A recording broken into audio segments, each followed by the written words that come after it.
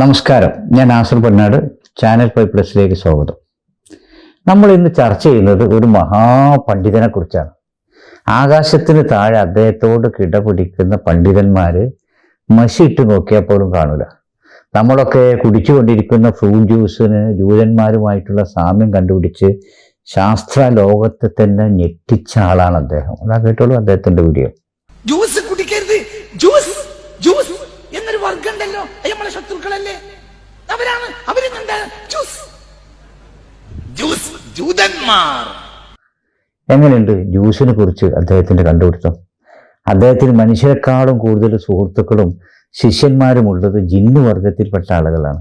എല്ലാ ആഴ്ചയിലും അദ്ദേഹം നടത്തുന്ന ഇസ്ലാമിക ഖുർആൻ ക്ലാസ്സിൽ അദ്ദേഹത്തിന്റെ പ്രഭാഷണം കേൾക്കാൻ നിരവധി ജിന്നുകളാണ് അത്ര പങ്കെടുക്കാറ്. മാത്രമല്ല ജിന്നു വർഗത്തിലെ പല അഭിപ്രായ വ്യത്യാസങ്ങളും അവരുടെ കുടുംബ വഴക്കുകളും വരെ പറഞ്ഞു തീർക്കാൻ മധ്യസ്ഥത വഹിക്കുന്നതും അദ്ദേഹമാണ്. എന്റെ ഖുർആൻ ക്ലാസ്സുകളിൽ പങ്കെടുക്കുന്ന പല ജിന്നുകളും എന്നോട് നേരിട്ട് സംസാരിച്ചിട്ടുണ്ട്. ചില സന്ദർഭങ്ങളിൽ ചില ആയത്തുകൾക്ക് നൽകിയിട്ടുള്ള വ്യാഖ്യാനങ്ങൾ ഞങ്ങൾക്ക് വളരെ ഇഷ്ടപ്പെട്ടു എന്ന് ചില മജ്‌ലിസുകളിൽ വെച്ച് ചില ജിന്നുകൾ എന്നോട് സംസാരിച്ചിട്ടുണ്ട്.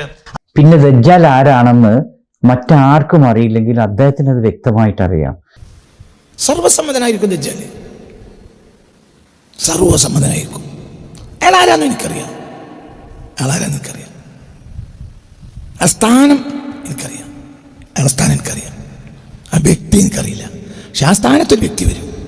മാത്രമല്ല നമ്മുടെ ഈ റോക്കറ്റിലൊക്കെ ഉപയോഗിക്കുന്ന ഇന്ധനം അത് കണ്ടുപിടിച്ചത് ദജ്ജാലാണെന്ന് വരെ അദ്ദേഹം പുതുതായിട്ട് കണ്ടുപിടിച്ചിരിക്കുന്നു.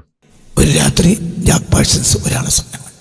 അയാൾ പറഞ്ഞു, റോക്കറ്റ് ഫീൽഡ് ഞാൻ പറഞ്ഞുതരാം. അതിൻ്റെ കൂട്ട് പറഞ്ഞു കൊടുത്തു.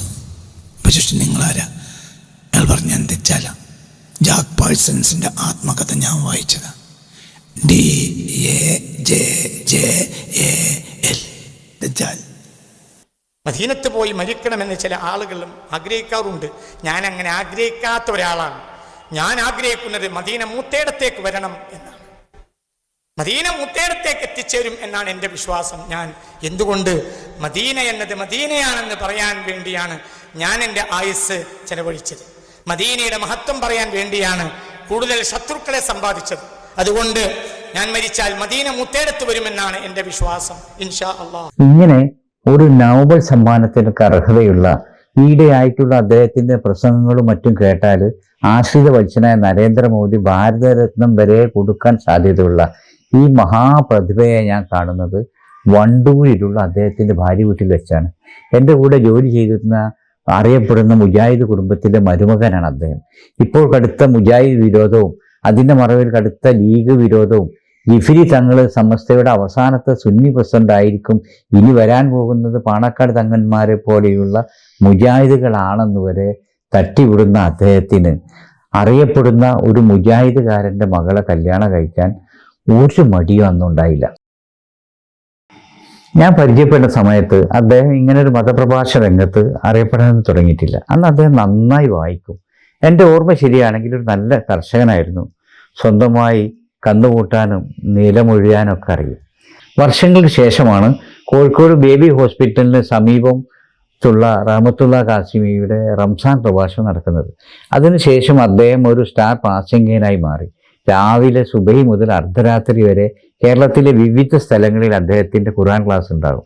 എൻ്റെ നാട്ടിലും അദ്ദേഹത്തിന് കുറച്ച് മുരീദന്മാർ ശിഷ്യന്മാരുണ്ട്.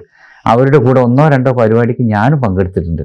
സദസ്യരോട് എന്താടാ പൊട്ടന്മാരെ, നിങ്ങൾ എവിടെയാണ്, മനസ്സിലായോ പൊട്ട എന്നൊക്കെ വിളിക്കുന്ന അദ്ദേഹത്തിൻ്റെ പ്രത്യേക ഭാവചലനവും സംസാരം കേട്ടിരിക്കാനൊക്കെ നല്ല ഹരാണ് കേട്ടോ. എടാ, ഇത്ര കൊല്ലം ഈ കഅബ ആയിരക്കണക്കായ കൊല്ലം പൊളിഞ്ഞാടി കിടന്നിട്ട് ഒരാൾ തിരിഞ്ഞു നോക്കിയോ? പറയടാ, പോട്ടന്മാരെ പോലെ ഇരിക്കാതെ. ഈ എത്ര നബിമാർ ഇവിടെ ഉണ്ടായടോ, തിരിഞ്ഞു നോക്കിയോ? ഇബ്രാഹിം അടക്കം തിരിഞ്ഞു നോക്കിയോ? മാത്രമല്ല മതഗ്രന്ഥങ്ങൾ മാത്രമല്ല, സാഹിത്യം, ചരിത്രം, സിനിമ എന്നിവയെക്കുറിച്ചൊക്കെ വായിച്ച് പഠിച്ച് അതിൽ അദ്ദേഹത്തിൻ്റെ യുക്തിക്കനുസരിച്ച് മാറ്റി തിരുത്തിയ പ്രഭാഷണങ്ങൾ നല്ല ഉഷാറാണ് സംഭവം. ഇടയ്ക്കിടെ മുസ്ലിം ലീഗ് സമുദായത്തിന് വളരെ അത്യാവശ്യമാണ്. മുസ്ലിം ലീഗ് ആവശ്യമുള്ള സംഘടനയാണ്. സുന്നി മുജാഹിദ് വകഭേദമില്ലാതെ മുസ്ലിം ലീഗ് നേതാക്കളെ പ്രശംസിച്ചുകൊണ്ടുള്ള പ്രസംഗം അത് അന്ന് അദ്ദേഹത്തിന് ഒരു ആവശ്യമായിരുന്നു. ലീഗിലെ സാധാരണക്കാരൻ്റെ ഒരു സപ്പോർട്ട് അദ്ദേഹത്തിന് വേണമായിരുന്നു. അന്നൊന്നും വർഷങ്ങൾക്ക് മുമ്പ് ഞാൻ പരിചയപ്പെട്ട എൻ്റെ സുഹൃത്തിൻ്റെ സഹോദരി ഭർത്താവാണ് ഇദ്ദേഹമെന്ന് എനിക്കറിയില്ല. കാരണം ആള് രൂപവും ഭാവവും ഒക്കെ മാറി. ഒരു ദിവസം ആ സുഹൃത്ത് എന്നെ അന്വേഷിച്ച് എൻ്റെ വീട്ടിൽ വന്നു. എന്നോട് പറഞ്ഞു, എൻ്റെ അളിയന് വേറെ വിവാഹം ചെയ്തിരിക്കുന്നു, പെങ്ങളെയും കുട്ടികളെയൊന്നും വേണ്ടത്ര നോക്കുന്നില്ല, അദ്ദേഹം മുറിഞ്ഞ ലീഗുകാരനാണല്ലോ, നീ ഒന്ന് പാണക്കാട് തങ്ങളുമായി സംസാരിക്കാൻ എൻ്റെ കൂടെ വരണം. അപ്പോഴാണ് ഞാൻ ആരാണ് അളിയൻ എന്ന് ചോദിച്ചപ്പോൾ അദ്ദേഹം പറഞ്ഞു. അപ്പോഴാണ് അദ്ദേഹമാണ് ഈ അദ്ദേഹം എന്ന് ഞാൻ അറിയുന്നത്. ഞാൻ മറ്റ് അസൗകര്യങ്ങൾ പറഞ്ഞ് സുഹൃത്തിനെ തൽക്കാലം തിരിച്ചയച്ചു. ഇനി ഒരു കഥയും കൂടി പറഞ്ഞ് നമുക്കതങ്ങ് അവസാനിപ്പിക്കാം. അദ്ദേഹത്തിൻ്റെ റംസാൻ പ്രഭാഷണം നടക്കുന്ന സമയത്ത് CPM നിന്ന് ഇടഞ്ഞ അബ്ദുള്ള കുട്ടി ഭക്തി മാർഗത്തിലേക്ക് ഇങ്ങനെ തിരിഞ്ഞുകൊണ്ടിരിക്കുക. അപ്പോൾ സ്ഥിരമായിട്ട് കാസിമിയുടെ പ്രഭാഷണം കേൾക്കാൻ അബ്ദുള്ള കുട്ടി വരുമായിരുന്നു. ഇന്ന് ലീഗ് ഉണ്ടാക്കിയത് മുതൽ അതിൻ്റെ ഇന്നത്തെ ഭാരവാഹികൾ വരെ സുന്നി വിരുദ്ധരും മുജാഹിദുകാരാണെന്നൊക്കെ ഘോരഘോരം പ്രസംഗിച്ചിരുന്ന ഉസ്താദ് അന്ന് കടുത്ത ഒരു ലീഗുകാരനായിരുന്നു. സത്യത്തിൽ അന്നത് അദ്ദേഹത്തിൻ്റെ പ്രസംഗത്തിന് പരിപാടിക്കും പബ്ലിസിറ്റിക്കുമൊക്കെ മുസ്ലിം ലീഗ് പ്രവർത്തകരുടെ പിന്തുണ അത്യാവശ്യമായിരുന്നു. അങ്ങനെ ഇരിക്കെ അബ്ദുള്ള കുട്ടിക്ക് മുസ്ലിം ലീഗിൽ ചേരാനൊരു കൂടി. വിവരം അബ്ദുള്ള കുട്ടി കാശ്മീരെ ധരിപ്പിച്ചു. കാസിം ഇത് കേട്ടപാട് മുസ്ലിം ലീഗ് നേതാവും കുഞ്ഞാലിക്കുട്ടിയും പാണക്കാട് തങ്ങളും ഒക്കെയായി നല്ല ആത്മബന്ധം പുലർത്തുന്ന എളമരത്തെ ജബ്ബാർ ഹാജിയെ സമീപിച്ചു. ഈ വിഷയം കേൾക്കേണ്ട താമസം ജബ്ബാർ ഹാജി വേഗം തുണിക്കുപ്പായൊക്കെ മാറ്റി നേരെ കുഞ്ഞാലിക്കുട്ടിയുടെ വീട്ടിലേക്ക് വിട്ടു. അബ്ദുള്ള കുട്ടിക്ക് മുസ്ലിം ലീഗിൽ ചേരാൻ താല്പര്യമുണ്ടെന്ന് അറിഞ്ഞപ്പോൾ അദ്ദേഹത്തിന് വലിയ സന്തോഷമായി. കണ്ണൂരിലെ CPM ശക്തി കേന്ദ്രത്തിൽ നിന്ന് ഒരു MP ലീഗിന് കിട്ടുക എന്ന് വലിയ കാര്യം തന്നെയാണ് കുഞ്ഞാലിക്കുട്ടി സാഹിബ് ജബ്ബാർ ഹാജിയോട് പറഞ്ഞു. ഇത് കേട്ട് സന്തോഷത്തോടെ ജബ്ബാർ ഹാജി തിരികെ പോരുമ്പോൾ കുഞ്ഞാലിക്കുട്ടിയുടെ പിൻവിളി വന്നു. ഒന്ന് നിങ്ങൾ പോയിട്ട് ആറ്റപ്പൂ എന്ന് പറഞ്ഞാൽ ഹൈദരലി ശാബ്ദങ്ങളെ ഒന്ന് കാണണം, അദ്ദേഹത്തോട് വിവരം പറയണമെന്ന് പറഞ്ഞു. അങ്ങനെ അവർ നേരെ പാണക്കാട് പോയി ആറ്റപ്പൂ തങ്ങളോട് വിവരം പറഞ്ഞപ്പോൾ തങ്ങൾ കുറച്ച് നേരം മിണ്ടാതിരുന്നു. പല കാര്യങ്ങളിലുമുള്ള തങ്ങളുടെ ദീർഘവീക്ഷണം പലപ്പോഴും എന്നെ അത്ഭുതപ്പെടുത്തിയിട്ടുണ്ട് കേട്ടോ. സന്തോഷപൂർവ്വം അബ്ദുള്ള കുട്ടിയെ സ്വാഗതം ചെയ്യുന്നതിന് പകരം തങ്ങൾ ചെറു പുഞ്ചിരിയോടെ പറഞ്ഞു, വേണ്ട, ഇപ്പോൾ അവിടെ നിൽക്കട്ടെ. പിന്നീട് അബ്ദുള്ള കുട്ടിയുടെ പോക്കും കാട്ടിക്കൂട്ടലൊക്കെ കണ്ടപ്പോൾ മഹാനായ പാണക്കാട് ഹൈദരലി ശിഹാബ് തങ്ങളുടെ ദീർഘവീക്ഷണം എത്ര വലുതായിരുന്നുവെന്ന് നമുക്ക് ബോധ്യപ്പെടും.